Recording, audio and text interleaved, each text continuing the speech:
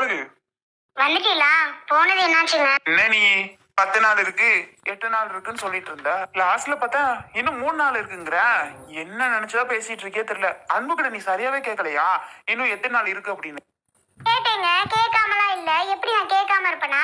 அவ அன்னைக்கு ஒரு நாள் சொன்ன மாதிரி இருந்துச்சு, இன்னும் 8 நாள் இருக்குமா அப்படின்ட்டு. சரி, நான் இத்தனை நாள் இருக்கேன் அப்படின்னு ஒரு லேசுவாசா விட்டுட்டேன்.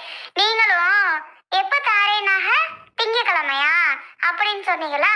சரி, திங்கக்கிழமை கிடைச்சா நமக்கு போதும் அப்படின்னு நினைச்சுதான் லேசா விட்டுட்டேன். கடைசியில பார்த்தா இன்னைக்கு வந்து சொல்றா இன்னும் 3 நாள் தான் இருக்குன்னு. எனக்கு தூக்கி வாரி போட்டுருச்சு. அந்த வாக்கில் தான் அவள் போனதுக்கப்புறம் உடனே உங்கள் நம்பருக்கு ஃபோனை போட்டு விஷயத்த சொன்னேன். போயிட்டு ஒரு எட்டு பார்த்துட்டு வந்தீங்களா? விசாரிச்சீங்களா? என்ன சொன்னாரு? தரேன்னு சொல்லிட்டாரா? முத்தழகு, இப்ப நீயா இருந்தாலும் நானா இருந்தாலும் இன்னும் 10 நாள் இருக்குங்க அப்படின்னு சொல்லிட்டு வரேன். இப்போ போயிட்டு நாளைக்கு எனக்கு வேணும் அப்படின்னா எப்படி தருவாங்க? நீ ஏன் சொல்லு, தருவாங்களா முதல்ல? அதெல்லாம் தர்றதுக்கு வாய்ப்பே இல்லை. ஐயா, அப்புறம் அன்பு கூட சொன்னா, கௌதம் பாக்கி காசு தரான், நீங்க பாதி காசு போட்டுக்கோமா, எல்லா காசையும் நீயே போட்டீங்கன்னா கஷ்டமா இருக்கும், அப்படி கடன் வாங்கி ஒன்றும் செய்ய வேணாம் அப்படின்னு சொன்ன அன்பு. நான் முடியவே முடியாதுன்ட்டேன். ஏன்பா, முல்லைக்கு தெரிஞ்சா அது 2 பேசுறதுக்கா? அப்படியெல்லாம் எங்களுக்கு நான் செய்யணும்னு அவசியம் இல்ல, நான் பாத்துக்கிறேம்மா அப்படின்னு நான் சொல்லிட்டேன். என்ன நீ இப்படி பண்ணிட்ட? ஆமா, பின்ன முல்லைக்கு மட்டும் தெரிஞ்சிச்சுன்னு வைங்க, என் மகன் கொடுத்தே நீங்க செய்றீங்களாடி அப்படின்னு எல்லாரும் முன்னாடியும் நம்மள ஒரு மாதிரி அவமானப்படுத்திடும். அது எவ்வளவு பெரிய கஷ்டம் தெரியுமா? அதெல்லாம் நமக்கு சரிப்பட்டு வருமா? அதனாலதான் நான் அன்பு கிட்ட சொல்லிட்டேன். ஐயோ, முடியவே முடியாத அன்பு, நீ கௌதம் தம்பிகிட்டலாம் கொடுக்க சொல்லாத, எங்களுக்கு தேவையே இல்லை, நாங்க எப்படியோ கஷ்டப்பட்டாவது உன் பையனுக்கு என்ன பண்ணணுமோ நாங்க பண்ணிக்கிறோண்டி அப்படின்னு அவகிட்ட சொல்லி அனுப்பிச்சிட்டேன். அவ என்ன திட்டினா, ஏமா அப்படி பண்ற வைக்கிற, கௌதம் தரேன்னு தானே சொல்றான், நீ ஏன் வேணான்ற அப்படின்னு திட்டினா. எனக்கு வேணவே வேணாம், உங்க அப்பா காசு கேட்டிருக்காரு, கண்டிப்பா வந்துடும், நாங்க செஞ்சிடறோம் அப்படின்னு அவகிட்ட நான் சொல்லிதான் அனுப்பிச்சிருக்கேன். நான் சொன்னதுல எதுவும் தப்புங்கிறீங்களா? ஐய, நீ வேற. தப்புலாம் நான் சொல்லல, தப்புலாம் நான் சொல்லவே இல்ல. என்ன சொல்றேன் அப்படின்னா, நமக்கு இப்ப காசு கிடைக்காது போலயே. அப்படி இருக்க பட்சத்துல ஒரு 50,000 யாருக்கிட்டயாவது வாங்கிடலாம். மீதியே கௌதம் தம்பி போட்டுச்சுன்னா கூட பிரச்சனை இல்லையே. நீ எதுக்கு அன்பு கிட்ட வேணான்னு சொல்லி அனுப்பிச்சு விட்ட? என்ன நீங்க நான் யோசிக்கிற மாதிரி யோசிக்க மாட்டேங்கிறீங்க? இந்த விஷயம் முல்லைக்கு தெரிஞ்சிச்சுன்னு வைங்க, நம்ம போய் பிள்ளைக்கு நகை போடும்போது கண்டிப்பா சொல்லி காமிக்கும். என் பையன் காசு கொடுத்து நீக்கு வாங்கிட்டு வந்து தெம்ப இது கெத்தா போட்டுட்டு இருக்கியா அப்படின்னு சொன்னுச்சு. அந்த இடத்துல நமக்கு எவ்வளவு கஷ்டம்னு நமக்கு தான் தெரியும். இது புரியாம நீங்க பாட்டுக்கு சொல்லிட்டு இருக்கீங்க. அட என்ன முத்தழகு, சரி பாப்போம், நாளைக்கு முடிஞ்ச வரைக்கும் ட்ரை பண்ணிடுறேன்னு சொல்லியிருக்காரு. ஓரளவு கொடுத்துருவாருன்னு ஒரு நம்பிக்கை இருக்கும். எவ்வளவு அமௌண்ட்? 1.5 லட்சம் போதும்ல, இல்ல 2 வாங்க? நீங்க வேறங்க, 1.5 லட்சத்தை வாங்கி என்ன செய்யறது? அவ்வளவுலாம் நமக்கு வேண்டாம். கொஞ்சம் கம்மியாவே வாங்க, ஒரு 1.30 இப்படி. அடியே லூசு, அது ஒரு பவுன் நகைக்கே வந்துரும். மீதி உள்ள செலவெல்லாம் 1.5 லட்சமே வாங்குவோம். அங்கங்க கை மாத்தி 200 500 2000 1000 வாங்கி வச்சிருக்கீல, அதெல்லாம் சுத்தி உள்ள கடன்லாம் முடிச்சு விட்டுரு. ஒரு கடனா இருந்துட்டு போகுது. அப்புறம் பிள்ளைக்கு கேக்கு வாங்கணும், பிள்ளைக்கு ட்ரெஸ் வாங்கணும், இந்த மாதிரி எவ்வளவு இருக்கு. அதெல்லாம் எப்படி பாக்குறதா? அதெல்லாம் அப்புறம் பார்க்கணும்ல. அது எப்படியாவது சமாளிப்போங்க. கையில ஒரு 10,000 இருக்கு. அந்த காசை வச்சு மற்ற செலவு பார்த்தோம் அப்படின்னா கடனை கொஞ்சம் கம்மியா வாங்கலாமேன்னு நினைக்கிறேன், நகைக்கு மட்டும். நீங்க என்னடான்னா 1.5 தான் வாங்குவீங்கிறீங்க. நீங்க சொல்ற மாதிரி அங்கங்க பக்கத்துல அக்கம் பக்கத்துல சுத்தி 200 500ன்னு கொஞ்சம் கடன் வாங்கினதெல்லாம் கிடக்குதுதான். நாளை பின்ன கடனை கொடுத்தாதானே அடுத்து நம்ம கேக்குறப்ப திருப்பி காசு கொடுப்பாங்க. எனக்கு புரியுது, ஆனாலும் தான் சொல்றேன், சுத்தி வாங்கின கடன் எல்லாம் கொடுத்துடு. நாளை பின்ன காசு இல்லாத நேரத்துல ஓடி போய் கேட்டா, வாங்கின காசே கொடுக்கல, திருப்பி காசு கேட்க வந்துட்டியா அப்படின்னு ஒரு மாதிரி பேசுவாங்க. தேவையா? வாங்கின கடன் எல்லாம் கொடுத்து முடிச்சிட்டேன் வையே, அவசர ஆத்திரத்துக்கு பக்கத்துல ஓடி வாங்கிக்கிறலாம் பண்ணிக்கிறலாம். அதுக்குதான் சொல்றேன், 1.5 லட்சமாவே வாங்குவோம், மிச்சத்தை அப்படி கடன் அடிச்சுட்டு மத்ததெல்லாம் பிள்ளைக்கு பிறந்த நாளுக்கு செலவுக்கு வச்சுக்குருவோம். என்ன முத்தலுக்கு நான் சொல்றது? நீங்க சொல்றதும் கரெக்ட் தாங்க, அப்படியே பண்ணுவோம். ஆனா என்ன, திரும்பவும் சாயங்காலத்துக்கு ஒருக்கா போய் ஐயா கிட்ட ஞாபகப்படுத்துங்க, இந்த மாதிரி நாளைக்கே எனக்கு முக்கியமா வேணும் அப்படின்ட்டு. வெறும் 50,000 வாங்கிலாம் ஒண்ணுமே பண்ண முடியாது. அன்பு கிட்ட நான் சொல்லி அனுப்பிச்சிட்டேன், கௌதம் தம்பிலாம் தரக்கூடாதுன்னு சொல்லி வைக்கினேன். நாளை பின்ன திருப்பிக்கிட்டு போய் அன்பு கிட்ட கௌதம் தம்பியை கொடுக்க சொல்லிடி அப்படின்னா அவ ஒரு மாதிரி பேசுவா. அப்புறம் அது சரிப்பட்டு வராதுங்க அம்மா. நமக்கு அதெல்லாம் சுத்தப்படாது. நீங்க காசு 1,50,000மாவே வாங்குங்க. அதை வச்சு நம்ம சமாளிச்சிடலாம். சரி சரி கேட்டிருக்கேன், கொடுத்துருவாங்கன்னு தான் நினைக்கிறேன். வெளியில போடுற வெயிலுக்கு தலை காட்ட முடியல, அப்படியே மண்டெல்லாம் வீங்கிரும் போல. ஒரு செம்பு தண்ணி கொண்டு வா, குடிச்சிட்டு சத்தோட விழுந்து எந்திரிச்சாதான் சரிப்பட்டு வரும். உட்காருங்க, வாரேன். சேர காணும் இந்த பக்கம். அங்கிட்டு வாங்க, அங்கிட்டு வந்து உட்காருங்க. ஏன் இங்கிட்டு வந்தீங்க? இந்த பாதையில இருந்து வந்தேன், அந்த வாக்குல அந்த மரத்து நிழல்ல வண்டியை வச்சுட்டு இந்த வாக்குல வீட்டுக்குள்ள ஓடியாந்தேன். சரி சரி வாரேன். ஏமல்லையா, முன்னையெல்லாம் ஐஸ் காலேஜ் போகாதப்ப ஐஸ் மூஞ்சிய பார்க்கவே முடியாதுல்ல. இப்ப ஐஸ் எவ்வளவு செழிப்பா இருக்குல்ல காலேஜ் போட்டி. மாத்த வீட்டுல இருந்த நாள் ஒவ்வொரு நாளுமே ஐசன் கூப்பிட்டாலே என்னான்னு கேக்குறதுக்கு வாயே வராது அவளுக்கு. என்னம்மான்னு கேட்கவே மாட்டா. அப்படிதான் வாய் மூடிட்டு ஊம்பா. இப்ப ஐஸ் அப்படின்னா என்னம்மா அப்படின்ட்டு அழகா ஓடியாரா. அப்பா, உண்மைக்குமே அவளை ரொம்ப கஷ்டப்படுத்திருப்பேன் தான் போலாத்த. நல்ல வேளை நீங்களாவது சொன்னீங்க. நீங்க சொன்னோட்டி தான் திருப்பி என் பிள்ளை அழகா காலேஜ் போறான். நான் கூட இந்த அளவுக்கு யோசிச்சேன். நீ யோசிச்சியா சொல்லு? கொஞ்சமாவது பிள்ளைய பத்தி நினைச்சு பாத்தியா? கொஞ்சம் கூட நினைக்கல இல்ல? நினைக்காம இல்ல அத்த. என்ன பண்றது, நம்மளோட கடமையை டக்குன்னு முடிச்சிடலாமே அப்படின்னு நான் ஒரு கணக்கு போட்டேன். ஆனா கடவுள் ஒரு பெரிய கணக்கா போட்டு வச்சிருந்திருப்பாரு போல. யாருக்கு தெரியும் சொல்லுங்க. திருப்பி நல்ல காலம் பிறந்த மாதிரி திருப்பி என் மக அழகா காலேஜ் கிளம்பி போயிட்டான். பாவம், அவளதான் ரொம்ப கஷ்டப்படுத்திருப்பேன் போல. இப்ப பிள்ளை நல்லா இருக்கா. எல்லாம் பேசவே மாட்டா, தனியா தனியா போய் உட்கார்ந்துருப்பா. பவி விளையாட கூப்பிட்டாலும் பவி ஜாலியா பேசினாலும் பவி கூட கூட பேச மாட்டா ஐஷு. ஆனா இப்ப பவியும் ஐஸும் சண்டை போட்டுக்கிறத பார்த்தா சந்தோஷமா தான் இருக்கு. முன்ன இருந்த ஐசு மாதிரி இல்ல, இப்ப நல்லா இருக்கான்னு. ஆமா, அவ்வளவுதான் இவ்வளவு இது பண்ணிட்டோம். இப்பவாது உனக்கு புரியுதே மல்லிகா.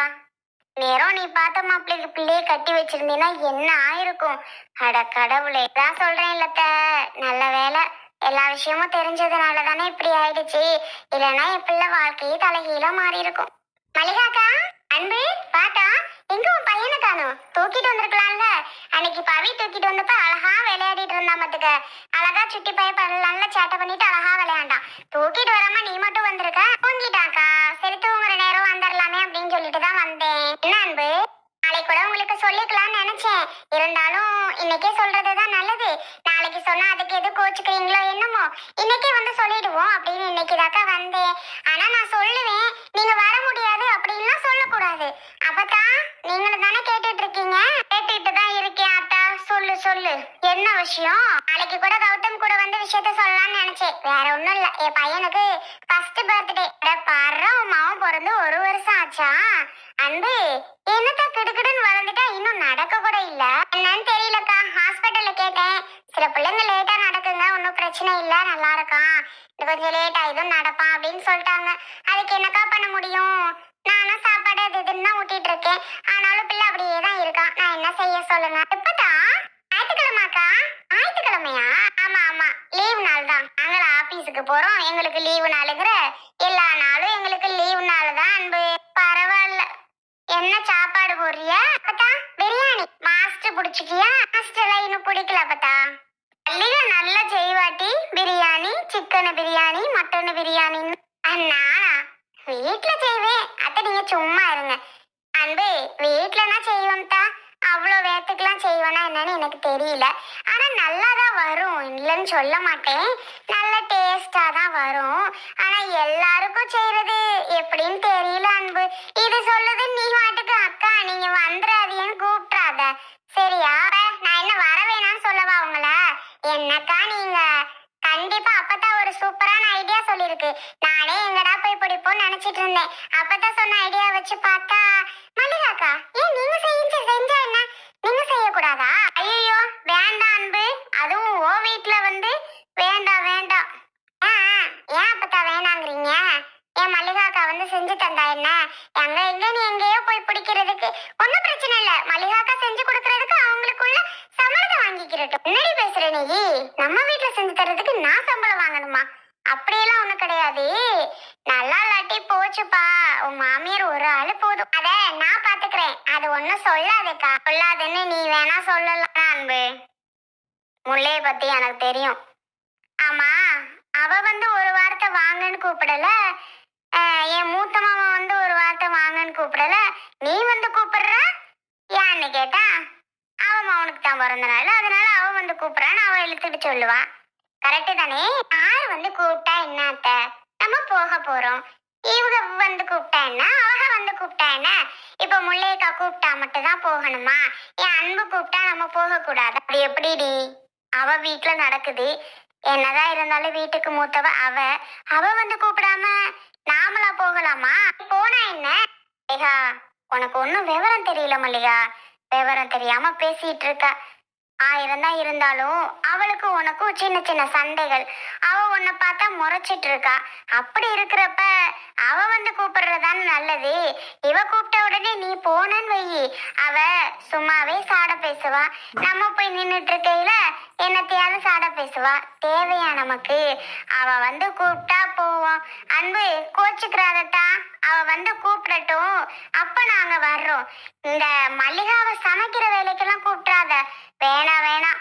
அதுக்கு ஏதாவது ஒரு கோளாறு ஆச்சுன்னு வையி, அவ்வளவுதான். இவ உயிரோட இருக்க முடியாது. அந்த அளவுக்கு அவ பேசுவா. ஆமா அன்பு, அதுவும் உண்மைதான்.